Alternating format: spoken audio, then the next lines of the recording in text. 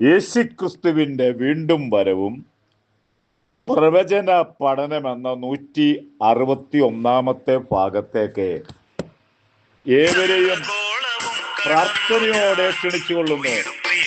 കൂടെ നിത്യമായി വാഴുവാൻ ദൂരവാനി സൂര്യചന്ദ്രഗോളവും കടന്നു ഞാൻ പോയിടും പ്രിയന്റെ കൂടെ നിത്യമായി വാഴുവാൻ. ഇന്നലെ ഞാൻ ഒന്നുമല്ലി മണ്ണിലെന്റെ പ്രിയരെ, ഇന്നലെ ഞാൻ ഒന്നുമല്ലി മണ്ണിലെന്റെ പ്രിയരെ, എങ്കിലും കരുതി എന്നെ കൺമണി പോൽ കാത്തവൻ, എങ്കിലും കരുതി എന്നെ കൺമണി പോൽ കാത്തവൻ, ദൂരവാനിൽ സൂര്യചന്ദ്രഗോളവും കടന്നു ഞാൻ ഈ ക്ലാസ് എടുക്കുന്ന ഏറ്റവും പ്രധാനമായ കാര്യങ്ങള്, ഒന്ന്, നമ്മുടെ കർത്താവിന്റെ വരവിൽ ആയിരങ്ങൾ എടുത്തുകൊള്ളപ്പെടണം, നമ്മുടെ കർത്താവിന്റെ വരവിൽ പോകണം.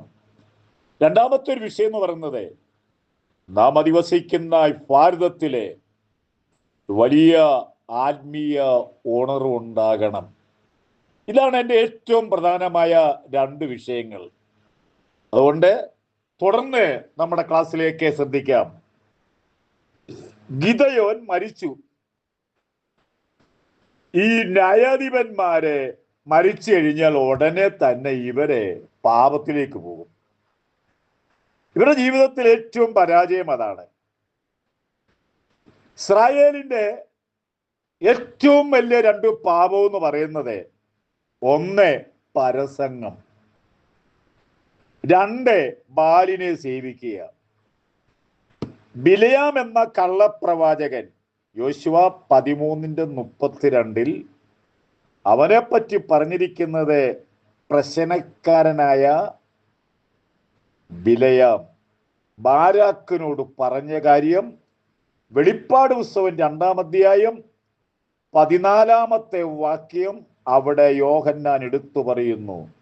ദുർനടപ്പാചരിപ്പാനും വിഗ്രാരാധന ചെയ്യുവാനും ജനത്തെ പരാജയപ്പെടുത്തുവാൻ ബിലയാം ബാരാക്കിനോട് പറഞ്ഞു. ഇസ്രായേലിന്റെ ഏറ്റവും വലിയ മഹാപാപങ്ങൾ ഇവ രണ്ടുമാണ്.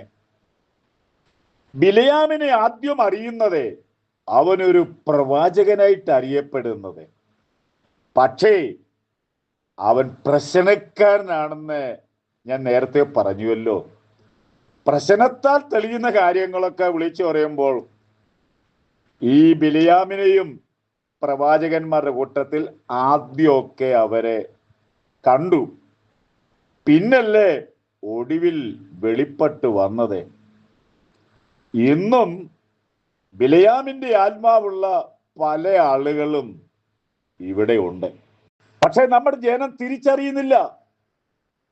ഒടുക്കമാ അറിയുന്നത് ഇത് ശരിയായ ആളില്ല, കാശ് മുഴുവൻ പോയി, കോടികൾ സമ്പാദിച്ച് കഴിയുമ്പോഴാണ് അറിയുന്നത് ഇദ്ദേഹത്തിൽ വ്യാപരിച്ചിരിക്കുന്നത് ബിലയാമിന്റെ ആത്മാവായിരുന്നു എന്ന്. അതുകൊണ്ട് ജനങ്ങളെ, ദൈവമക്കളെ, തെറ്റിപ്പോകാതിരിക്കാനായിട്ട് സൂക്ഷിക്കുക. ഗിദെയോന് 70 മക്കളുണ്ടായിരുന്നു. അതിലെ ഒരു വെപ്പാട്ടിയുടെ മകനാണ് അബിമലേക്ക്. അവനാണ് 6-ാമത്തെ ന്യായാധിപനായി. അവൻ ന്യായപാലനം തുടരാൻ തീരുമാനിച്ചു. അവനെ പറ്റി പറയുന്നത് ഒരു നെറികെട്ട ഭരണാധികാരിയായിരുന്നു.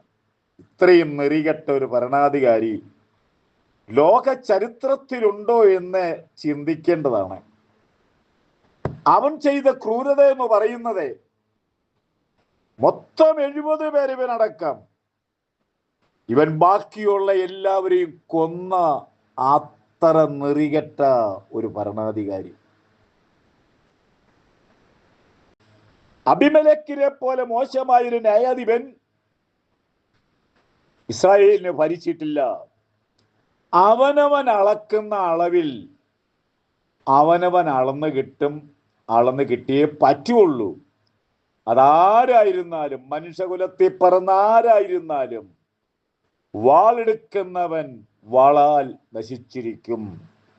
ഭൂമിയിൽ ഏത് തെറ്റ് ആരും അറിയാതെ ചെയ്തു പക്ഷെ അത് വെളിപ്പെടുത്തുന്ന ഒരു ദൈവമുണ്ട് എന്നുള്ള കാര്യം എൻ്റെ കേൾവിക്കാരെ നിങ്ങൾ ശ്രദ്ധിക്കണം. എനിക്കൊന്നും ഭവിക്കുകയില്ല എന്ന് വിചാരിച്ചാലും ഇതെല്ലാം നന്നായി അറിയുന്ന ഒരു ദൈവമാണ് ഇന്ന് ലോകത്തെ ഭരിക്കുന്നത്. കാര്യം നിങ്ങൾ മറന്നു പോകല്ലേ. തെറ്റുകാരൻ്റെ കൂടെ ഒരിക്കലും ദൈവം നിൽക്കുകയില്ല. നേരുള്ളവന്റെ കൂടെ ദൈവം കൂടെ ഉണ്ടായിരിക്കും. എന്നീ ക്ലാസ് ശ്രദ്ധിക്കുന്ന പ്രിയപ്പെട്ടവരെ, നാം സത്യത്തിനു വേണ്ടി, നീതിക്ക് വേണ്ടി, നമ്മുടെ സ്വത്തുകൾ നഷ്ടപ്പെട്ടാലും നമ്മുടെ നിക്ഷേപങ്ങൾ പോയിരുന്നാലും സത്യത്തിന് നമ്മൾ വില കൊടുക്കണം. കാരണം എന്ന് പറയുന്നത്, ഇവിടെ മനുഷ്യൻ 70 വയസ്സ് കഴിഞ്ഞാൽ 80 വയസ്സ് കഴിഞ്ഞാൽ എത്ര വലിയ മനുഷ്യരായിരുന്നാലും ജനം തള്ളിക്കളയുന്ന ഒരു ദിവസം വരുന്നുണ്ട്. അന്നേരം മനുഷ്യന്റെ ആയുസ് പുരപ്പുറത്തെ പുല്ല് പോലെ ഉള്ളൂ, ഒരു ആവി പോലെ ഉള്ളൂ. അതുകൊണ്ടൊരു കാര്യം ഓർത്തുകൊള്ളുക, ഉള്ള കാലം വിശ്വസ്തയോടെ ദൈവത്തെ സേവിക്കുക. മരണവും മനുഷ്യരുമായിട്ട് വലിയ അകലമൊന്നുമില്ലെന്ന്, 4 വിരൽ അകലം മാത്രം. ഏതു മനുഷ്യനെ ഏതു സമയവും കീഴ്പ്പെടുത്തുവാൻ അധികാരമുള്ളൊരു മരണത്തിൻ്റെ കറുത്ത കരത്തൻ്റെ കീഴിലാണ് നാം ഓരോരുത്തരും ആയിരിക്കുന്നെന്ന് ഓർത്തുകൊള്ളണം. ഈ നെറികെട്ട ഭരണാധികാരിയുടെ അന്ത്യം നോക്കണം നമുക്ക്. ഇവനെ കൊല്ലുവാൻ വേറൊരു പട്ടാളക്കാരനെയോ വേറൊരു രാജാവിനെയും കൊണ്ട് ഒന്നല്ല കൊല്ലിച്ചത്. 9-ാം അധ്യായം, ന്യായാധിപന്മാരുടെ പുസ്തകം 9-ാം അധ്യായം 53-ാമത്തെ വാക്യം വായിക്കുമ്പോൾ, അപ്പോൾ ഒരു സ്ത്രീ തിരികല്ലിന്റെ പിള്ള, ഇപ്പോഴത്തെ ജനത്തോട് പറഞ്ഞാൽ പിടികിട്ടിയേല, അതെ, തിരികല്ലിന്റെ പിള്ള, അതിന്റെ അരയ്ക്കുന്ന ഒരു ചെറിയ ഒരു കല്ലാണ്, അബിമേലെക്കിന്റെ തലയിലിട്ടു. അവന്റെ തലയോടെ തകർത്ത് കളഞ്ഞു. നോക്കിക്കോണം, ഇത്രയേ ഉള്ളൂ. അവൻ 69 സഹോദരന്മാരെ കൊന്നെങ്കിലും, അവൻ അത്ര ജയാളിയായി ജീവിച്ചെങ്കിലും ദൈവം ഒരു സ്ത്രീയെ കൊണ്ട് അവനെ കൊല്ലിച്ചു. അവന്റെ തലയിലേക്ക് വീണു, തല പൊളിഞ്ഞുപോയി.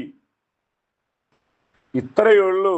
എത്ര വലിയ മനുഷ്യനായിരുന്നാലും നമ്മൾ ചരിത്രത്തിലേക്ക് നോക്കിയാൽ ലോകത്തെ കിടിലം കൊള്ളിച്ച വിറപ്പിച്ചതായ ഒരുപാട് ആളുകൾ നിക്കക്കള്ളിയില്ലാതെ ആത്മഹത്യ ചെയ്ത ചരിത്രം നമുക്കറിയാവുന്നതാണ്. ഇത്രയേ ഉള്ളൂ മനുഷ്യന്റെ കാര്യങ്ങളൊക്കെ.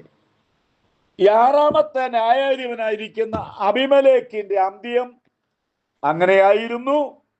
തുടർന്നും ക്ലാസ്സിലേക്ക് നിങ്ങളെ ക്ഷണിച്ചുകൊള്ളുന്നു. ഞാൻ എന്നും പറയുന്ന ഒരു കാര്യമുണ്ട്, നമ്മുടെ കർത്താവിൻ്റെ വരവ് അടുത്തിരിക്കുന്ന സഹോദരങ്ങളെ, അവന്റെ വരവിൽ നിങ്ങൾ പോകാൻ തയ്യാറാകണം. അടുത്ത ഞാൻ പറയുന്നത്, ഭാരതത്തിന് വേണ്ടി പ്രാർത്ഥിക്കുന്ന ആയിരങ്ങൾ 10,000-ങ്ങളുണ്ട്. നിങ്ങളും അതിന്റെ അംഗങ്ങളാകുവാൻ ആത്മാർത്ഥതയോടെ പ്രാർത്ഥിക്കുന്നു.